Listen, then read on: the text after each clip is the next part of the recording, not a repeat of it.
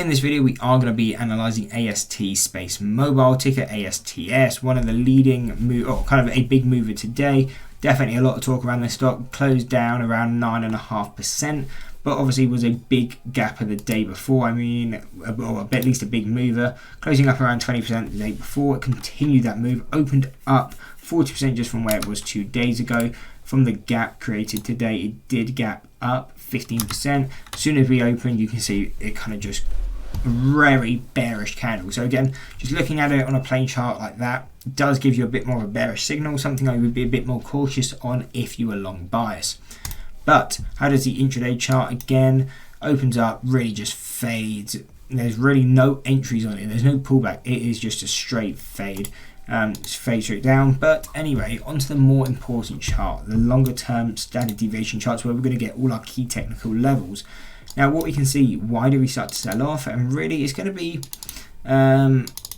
more because we're just becoming a bit more overbought. Again, whenever you go above this first deviation or below it, you're becoming, if you're above it, overbought. If you're below it, oversold. You expect price movement to start reversing to its mean. And you can see, where did it hit? Again, hit these levels quickly, or kind of gapped above this level. And then just fade a bit down, because again, whether it's institutional or retail traders above this level, it is considered overbought. People are going to be less likely to hold it. It's definitely going to be a lot of profit taking above these levels, and that's why you tend to see them snap down on these kind of levels.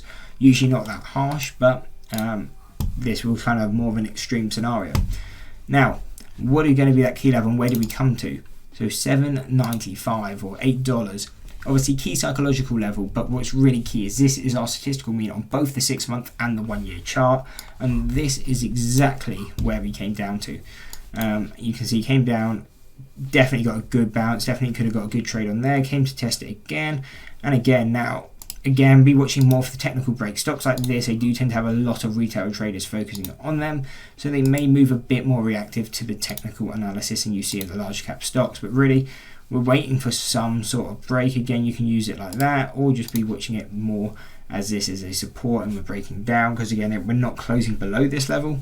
It's struggling to close below that kind of $8 range. So it's just showing you definitely buys are in this level. And really, it would be something I'll be paying attention to how we open tomorrow. If we open below $8, good indication that we kind of just crash, and that's what I'd really be watching for. If we open below 8, gonna think it's just going to show that it's quite bearish and we will sink it off. If we're able to hold above 8, again, I wouldn't be too bullish on it, I would just be a bit more patient on it. If we can start breaking above 8.10, again, that may provide you some intraday kind of scalping opportunities. But really, I would be staying a bit more away from the stock to the upside, at least for the time being, until direction clears a bit. But again, back to the more important chart, that's where we came back to. This is why we started to sell off. Now, what are going to be targets if we do continue up and you're more bullish on it? So 1160 or 1150, first deviation second deviation resistance on both 6-month and then 1-year chart, going to be a heavy layer.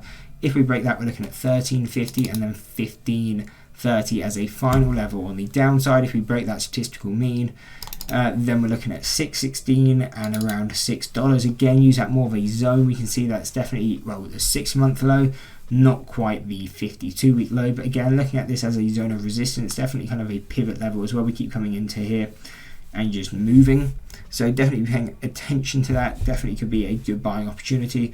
But if we break that, we do have further supports at 425 / kind of 412, and again, as these deviations are so close, whether you're looking at the upside or downside, they're used as zones, but because they're so close on both of the deviation on the 6-month and the 1-year, it's going to make those levels just even stronger, which is going to actually make it a lot easier to trade. Now, if we break that, we do have a final level at kind of 225. Again, unlikely that we actually end up pushing that low, but again, better to be prepared than underprepared. Now, what is really going to be that key focus? Like I said, really, it's going to be where do we open tomorrow. If we open below 8, more likely to be a bit more bearish. If we open above the 8, good indication that buyers are kind of more happy to buy in this area, and we could be seeing a bit more of a bullish move. But again, we are at statistical mean. Trading at this level is usually more of a gamble. We tend to like to wait for it to get to more of an extreme, which again, how do we justify an extreme? first deviation. So at 9.75 it becomes a bit more of an extreme. At 6.15 again a bit more of an extreme to the downside. So that's really how we pay attention. Within that range we don't tend to actually trade it, but again you may have your own strategy to do it. But these are the key levels that we're paying attention to. Again, you don't need to pay attention to all of these levels. Really the only thing you need to pay attention to is where we are now. We're at $8.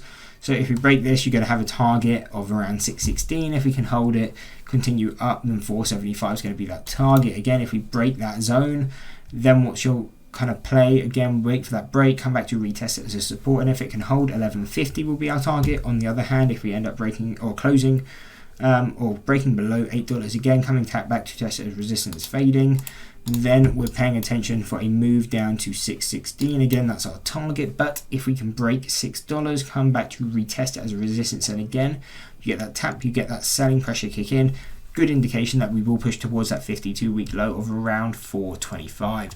Anyway, that is the breakdown on ASTS. I hope you enjoyed the video. If you did, why not drop a like and subscribe and check out one of these 2 analysis videos.